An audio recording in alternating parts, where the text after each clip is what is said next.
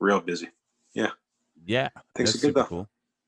Just one day at a time. That's all we can do in these Is periods. is it like a vocal room and then like a big live room or It's a giant live room, and then there's a vocal booth slash guitar booth and word? control room, and yeah, it's pretty big, Cool. moving You pretty quick. guys like get a pre-existing building and then you're building inside of it? Yeah, there was a building on the lot, 2-car garage with like an ensuite type vibe. Yeah, Word. it's pretty cool. My oh, I gotta change my Wi-Fi. Hold on. If we get disconnected for a second, it'll jump right back on, switching to my better Wi-Fi.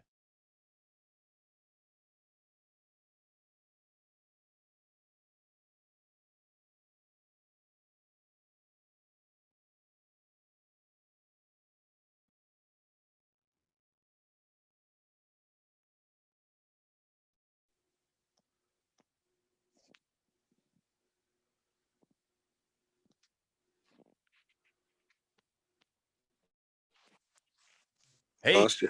yeah, that was my fault. Because I heard a slight glitch in the audio. I knew that I was on the wrong Yeah. Wi-Fi, so it just I had to switch over. It sometimes just takes a second. I have to be on that 5G.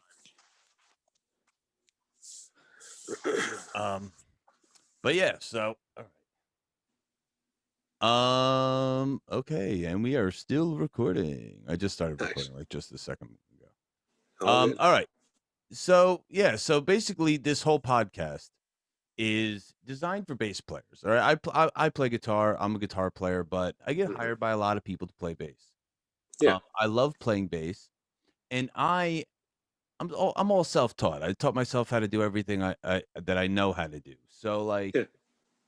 I in playing bass for like pro level people, I learned there was a whole bunch of stuff that like nobody talks about, and like you really don't find out until you get there, and sometimes that sucks. It like I always had like huge pedal boards, right? And the worst Yeah. part about having a huge pedal board and then being like a club band is everything works in your basement, and then you get on the Yeah. stage and nothing fucking works. Nothing works. Something goes down. no Something breaks. matter no matter what you do, nothing works. And like, Yeah. and I always hated to have to learn that, like that. Yeah. Like yes, it makes you never forget. Okay, but like the sweating needs to stop. like, there's been plenty of times where Well, I always tell like dudes like less is more in some situations, like especially in the world of bass. And when you're in a new band, you're not traveling with a sound guy. You're not traveling with a crew. Is that house guy even using half the stuff you're sending to him? You know right, usually that if that depending on your level, if they even mic your cab, right? yeah, that guy's just throwing you up in the mix and earning his keep for the night. He's not going to, might not see you the next, ever again. Right. So, I've always told bands less is more. Don't come in and expect some dude who just met you, you know, to Bro, know or put all this in for, into your band for 30 minutes. I wish you could have seen like some of the punk rock tours I was on where this is my mental case behind me, my dual head Yeah. mental road case, and I have a third and a fourth head in it actually. I got Yeah. a Houston Kettner back there and an Ampeg. But dude, our punk bands, we used to roll into these dive bars Yeah. with like these two rigs and then like full stacks and a bass stack that had to compete, you know. Yeah. And That take, we were just the loudest thing in the room. No, that no take up one the whole was stage. talking. No one was talking with each other while we were playing. That's for sure. Yeah. Yeah. Yeah. No, I get it. But yeah, new bands and that. Yeah. I mean, less is more. If you can do it with, you know, compact and smaller rigs, it definitely makes sense. And when you're rolling in, don't expect, the local guy to have 20 inputs for your drum kit.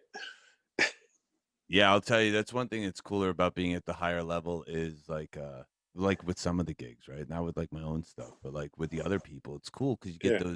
finally get those sounds that you always want. Like, You get the bells and whistles. All the bells and whistles, man. I love Yeah, hearing a drum set where there's triggers and the drums yeah, and they're mixed perfect.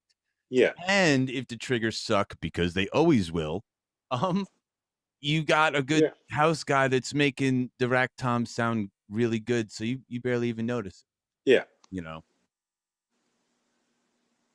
Um, Sorry, no, it's all good. but yeah, no, it definitely less is more for a newer band. I think that's something you How should do you go into. how do I pronounce your last name? People just call me Hoogie in this industry, Yeah, yeah. So just Hoogie. but yeah, yeah, yeah, Hoogie. It's Only so people funny. really You call me. say it's so Canadian, right? And I would say it's so American. I'm like, oh, Hoogie, Hoogie, and you're like Hoogie, Hoogie. All Like, good, oh, man. Yeah, yeah.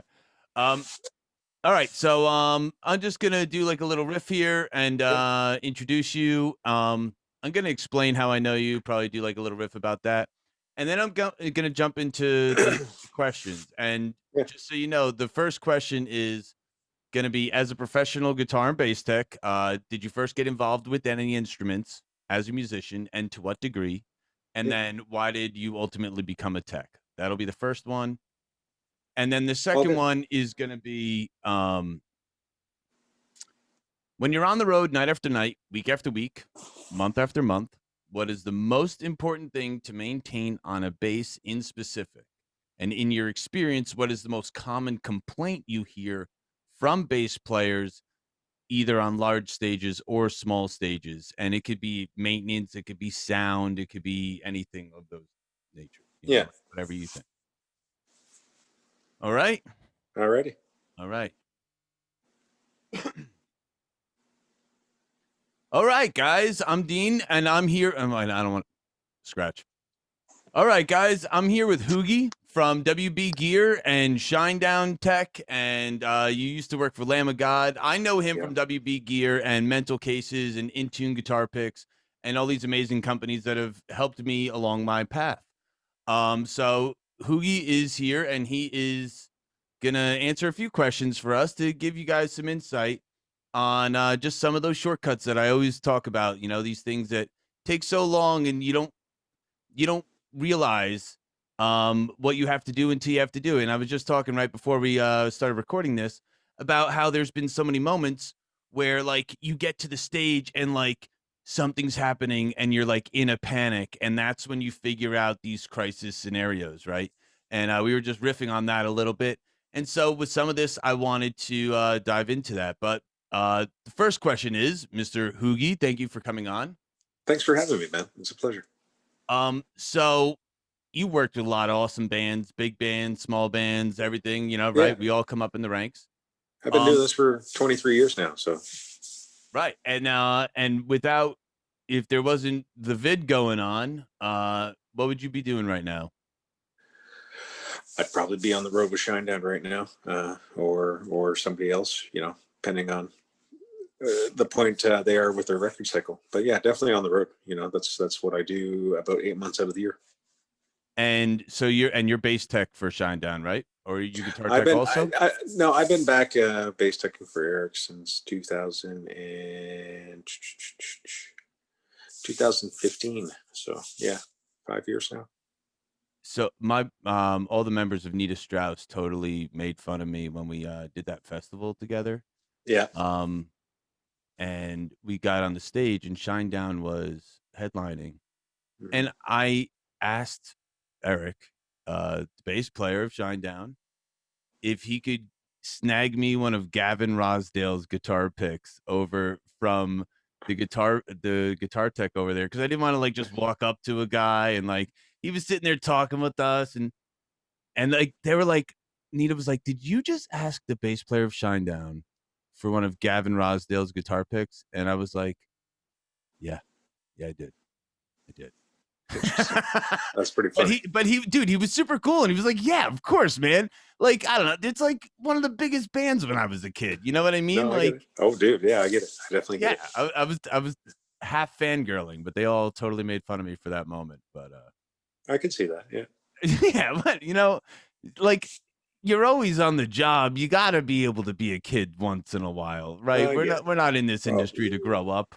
No, you we're all stuck at 15, know, right? right? Yeah, it's stuck at 15, 13, 14, anywhere in the Yeah, teens for sure. 20 teen, old enough to I drink teen. That's about yeah, it. that's about it. Yeah. All right. So, as a professional guitar and bass tech, did you first get involved with any instruments as a musician? And if so, to what degree? And then how did that ultimately lead to you becoming a tech? Well, I was never a musician. I fell into it hanging out with a band when I was graduating high school, 17. Back in Canada, this band that I know, they ended up signing a record deal, and me and the guitar player were friends, and they took me on the road. What And band from was that? there, they were called Flybanger at the time. I was good friends with the singer and the uh, the guitar player. And yeah, one thing led to another. So you didn't ever play an instrument like in that No, regard? no. The guitar player's like, hey, started showing me some stuff, how to restring and work on his guitars and stuff like that. And yeah, I I have get had a whole bunch of guitar techs that don't know how to play guitar. Isn't yeah, that funny? Isn't that funny? Yeah, and yeah. drum techs and drum techs that like, they know how to hit the drums. They know how Yeah, to tune the drums. They know how to change the heads. They know how to, but don't expect them to start doing blast beats. yeah. No, I get it, man. And 23 years, I've made a career of it. Wow, yeah, it's a long time. It's a long time. I've been Yeah, playing guitar for I'm gonna be 37, so 24 years I've been playing yeah, guitar. And I myself, I started off as a tech too. yeah. The reason why I asked you this question is because when I got my first guitar, one of the very first things I did before I knew how to play a single thing was I completely took it apart. Ripped Like it my apart. dad was a car guy. I did everything Yeah. but disconnect the solder, right? No, I get it. And then over the years, that just evolved. And Yeah. then I actually started touring for Darrow Chemical Company with the guys from Michael Graves. Um, Okay. yeah, it was their like other band. I was their tech. I was their guitar and bass tech. Yeah. And like I had to learn 12 songs in a pinch because the guitar player had to leave because of like crisis family emergency. And I just learned the song, and that's how I started touring. Like I Yeah. had always played shows, but I'd Yeah. never like toured the US. I just Yeah. did like the local tri-state area circuit. Yeah. Um and yeah, and so like that's pretty cool. And like the last couple guitar techs I had, like my buddy Drew Stage Crew, Yeah. um he he like he would take classes. I think like when Nita went to hire him or for one of his gigs. He's not a guitar player. He didn't know how to do like Floyd No. Roses. I think he had to do like a Monsters of Rock cruise. Yeah. And he just like went to Ibanez and they like sat him down. They like showed him the ropes, showed him everything, how to do it, and banged it out. You could be Yeah. very methodical if you know how to just turn your screws. Oh no, and just it takes time, right? I'm always learning, always evolving. That's just it. Don't go into thinking you know everything. Things always gears always changing. You know, rigs. Digital guitars are always changing everything. What was it like being a tech in the beginning, right? Like so before rigs. Like in the beginning, the dude I worked with, he had a rectifier and a cabinet. He had a couple guitars. I think three guitars. I think he had two tunings, but pretty simple pedal board. It was like a wah, a tuner, and something else. Right, right. It wasn't anything crazy. And I learned how to work on his. It was like a couple Les Pauls, and I think there was a Explorer, and bass rig was pretty simple too. It was like just a amp egg rig and cable. Dudes didn't have wirelesses back then. Right. Yeah, for sure. Unless you were Angus. Yeah, but yeah, it was pretty simple. We went on the road, made like $200 a week and a meal at Denny's. Yeah, that That was dude, the meals at Denny's. That's the punk yeah, rock days right there. yeah, yeah. You get $8 budget. Don't go over $8. You won't get it. You're paying it. My very first tour, the one that I was just talking about, I got paid in a lump sum for the tour, Yeah, but it equated out to $7 a day. you yeah, know, $7 a day. Um, you know, It was You, fun, but there was some Denny's meals. I got news for yeah, you. oh yeah, oh yeah. For $7 a day, you can send a kid on tour. You can though. I Uh, mean, it was so, dude. And back then, I used to smoke cigarettes, and so it was like cigarettes or food, and it was like, how about we split cigarettes and then we like split some like a cheeseburger or something, yeah, like we'll just pitch in together. But yeah. so Crazy. being on the road all the time, right? You tour a lot, Yeah, a whole lot. I've seen yeah, some of your tour logs, and it looks like you're just never even home, right? yeah. Um, That's part of it. I've been fortunate. I've been to 59 countries. Good for you, man. Yeah, Good for you. That's yeah. awesome. Lamb of God, they took us everywhere around the world. And what years did you work with them? 2009, 2014. Yeah, Word. yeah, Yeah, and yeah, that's right around somewhere. I think like 2012, 2011, 2012 is when I started working with WB Gear and yeah, started and learned about you, and yeah, because you handle everything like personally yourself with that, and that's always yeah, been so awesome of you, yeah, to put so much extra work on top of yeah. all this other stuff, right? So you're Yeah, a lot of people don't realize like the WB gear thing. That's my side gig. This is my main gig is working with bands and touring with bands. That's where I make my my bulk of my income. But the WB gear thing's a side thing, and it's been great. It's so good. It's I so get good. to it works because I'm on these stages and I'm always meeting new artists like you, and from there, And being you able take care of to a lot of people, yeah, man. You yeah. guys, you guys take care of a lot of people. I've We've been been very nothing but fortunate. grateful. Yeah. I've been Yeah, nothing but and grateful.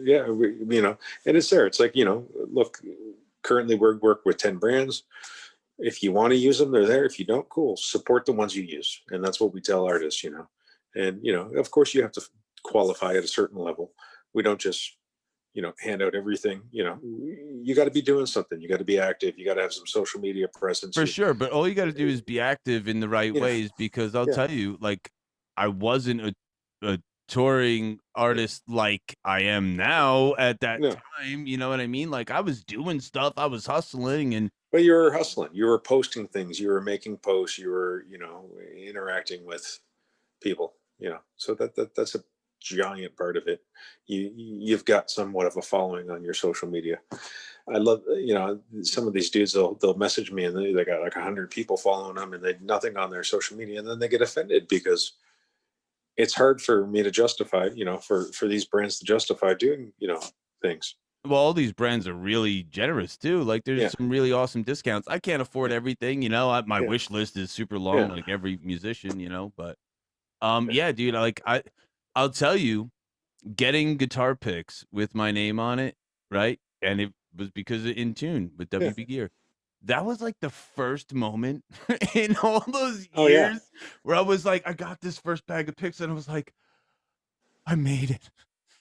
dude, I Like, know it's I like the swear coolest to thing. God, man. That's been one of the funnest aspects of the job, is being able to help artists give them their custom pick, or SIT strings and gauges in their sizes, or oh Yeah. man, I used to have to buy 2 packs because I'd only like to use this, and then I'd only like to use these ones out of this pack, and then I'd waste. Yeah, that's been one of the coolest parts about it. Yeah, I've been a string whore my whole life in that regard. It's always been, playing yeah, extended range instruments, yeah, in crazy tunings in the way music is nowadays. yeah, Um, yeah, you always sometimes you need like a super thick B string or yeah, super, thick G string because you tune down on for this one song, this one time.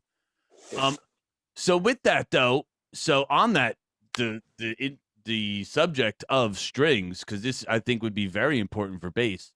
Um, what is the hardest thing to maintain with bass? Would you say it has to do a lot with I mean, strings and tension as you go throughout and tour? And when you take a bass through 59 countries, right? yeah. What is like the thing that you I like need just to check? just have the proper tools to work on it. I'm consistently looking at the instrument and checking every moving spot, everywhere there's a screw. that's part of my job, right? Right. Making sure the neck is, the proper, action. That's part of the job. Going through the instrument and taking 30 minutes to sit there and, uh, if your dude likes, fresh strings, all of that's personal preference, and it's different from guy to guy.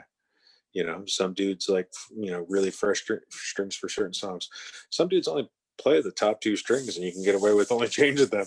You know, it's Yeah. it, it really is different. But one of the main things, going over the parts and pieces of that instrument, checking them, you know, wiggling I the strap locks, checking the bridge, checking those screws, I tell cleaning it all of down. my I tell all of my students that you have to realize that the hardest part about like playing a stringed instrument, especially bass, because Yeah, it vibrates, right? It's literally made to vibrate.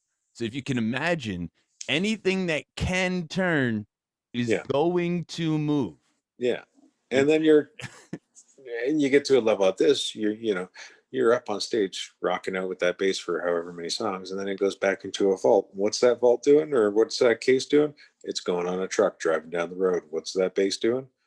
It's still vibrating. it's So bouncing, bouncing. even though you know you're not playing it on stage and it's been sitting in a case for a day, if you're traveling, go through those parts and pieces, check out those nuts and bones, and everything, right? Yeah, I had And issues even, even sorry, with amps. I was gonna yeah, say I had issues even yeah, with amps because of that scenario. That's why I bought this road case for mental yeah, cases. Dude, I couldn't even like afford it at the time, but I still yeah, bought it yeah, because I was touring, right? And yeah. like I play tubed amps. I have a tubed SVT 2 And Pro here, and then and 6505. That thing just goes in the trailer and just bounces. and that's what I was just gonna say. Even like your pedal boards, check those inputs, outputs, everything, dude. It's all that's half of it. It That's half literally of gets it. stomped on for a living. Yeah, and you don't want to be up there flailing around. Well, that's what you need to do. So what's the biggest complaint that you've like come across in 23 years, right?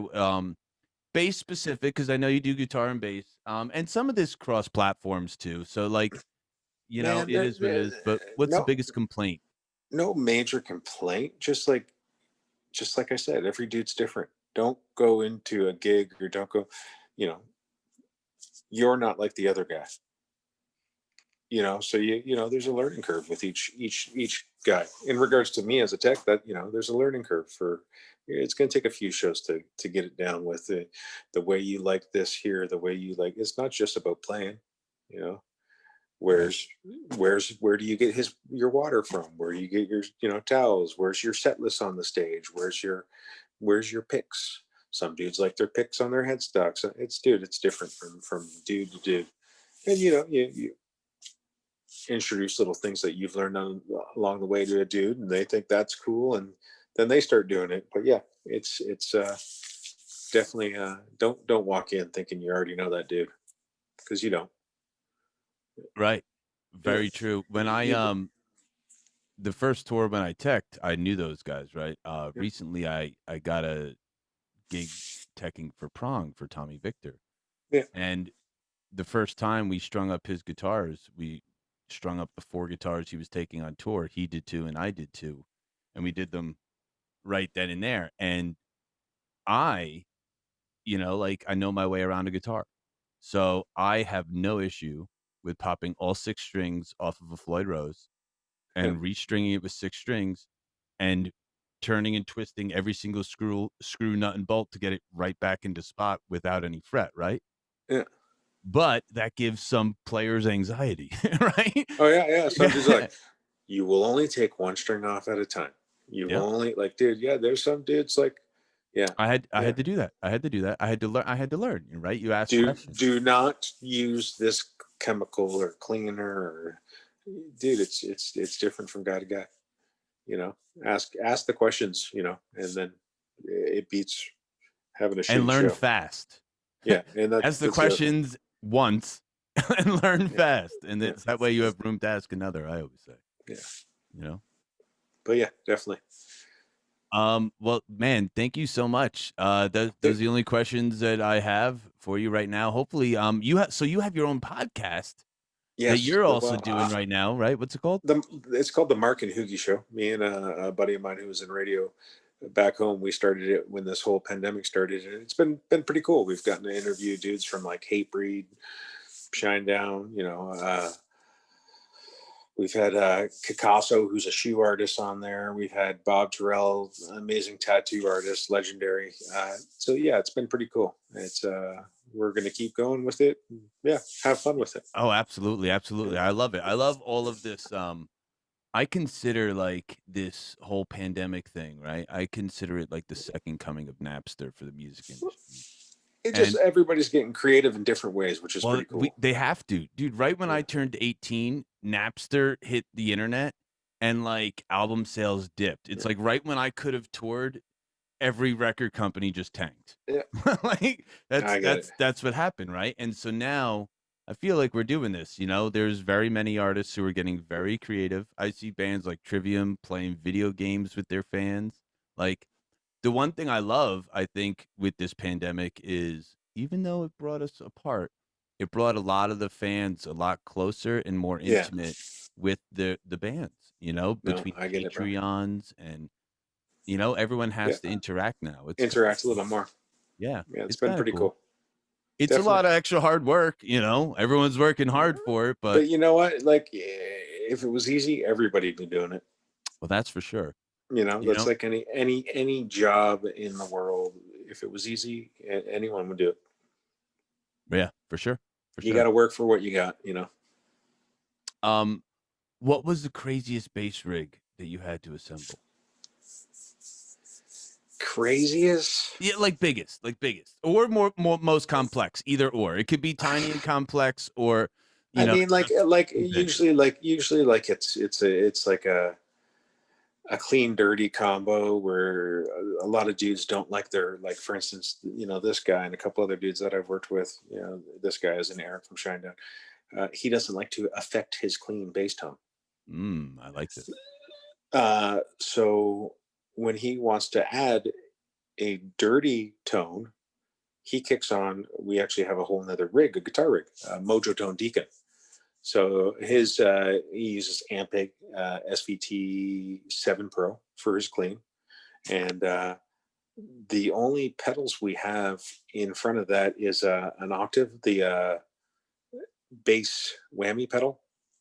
All right, Uh, the blue one or whatever. it's the yeah, the blue one. He uses that. He's got his tuner on his pedal board and a Boss, or sorry, a Dunlop, the white wah. Right. Yeah, Yeah, yeah, I was using one of yeah, them for guitar because yeah, it's optical, right? You just go up to it and you yeah, just hit it. yeah. And he only uses it in like interludes and stuff. He uses the octave more through some of the songs, but yeah, the wah doesn't use it See, very much out in the show. I'm really happy I asked that because I love that. So Yeah, when I started part as I said before we started recording here, part of the reason why I want to do this is to let people know the things that yeah, you have to learn along the way. And one of the things I yeah, learned along the way was the best way to get the most killer bass tone is to have two signal lines, yeah. Two. right? One for We'll do. lows, one for highs, or one for cleans and one for Yeah, dirties, however you want to do it. yeah, But have two lines. And yeah, like the first Nita Strauss tour I did, I had the Ampeg go to an 8x10 on stage, and I A B'd my signal. I always use a comp gate, always on bass, yeah. a comp gate, In the and front then end. Yeah, I A-B'd the signal. I sent one to the Axe Effects, which was my distorted bass tone, and that was the more high yeah, end. yeah, And then the on stage with the cabinet, the low end with the Ampeg with the tubes getting that yeah. punch. And whenever you, And then the sound guy just mixes it. yeah, and whenever you kick on a distortion pedal on the front of a bass rig, it just sucks up that low end. Right. You just lose that whole that tone, that growl. So add to it. Don't take away from it. Add to it. Right. And So, I do a similar thing for guitar too, where yeah, I'm a psycho with my guitar tone. I always have my bass up like 75%, and then my mids and treble just below, either in between 9 and 12, whatever sounds right for the room.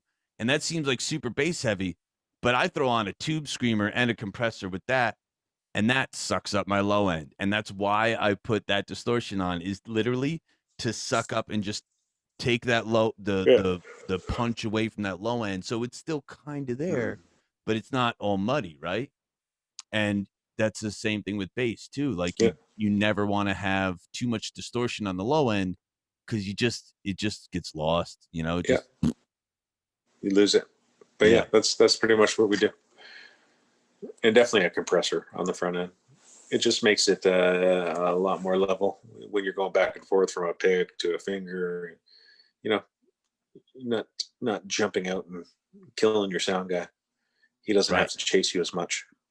What's your preferred bass tone? Is it fingers or picks?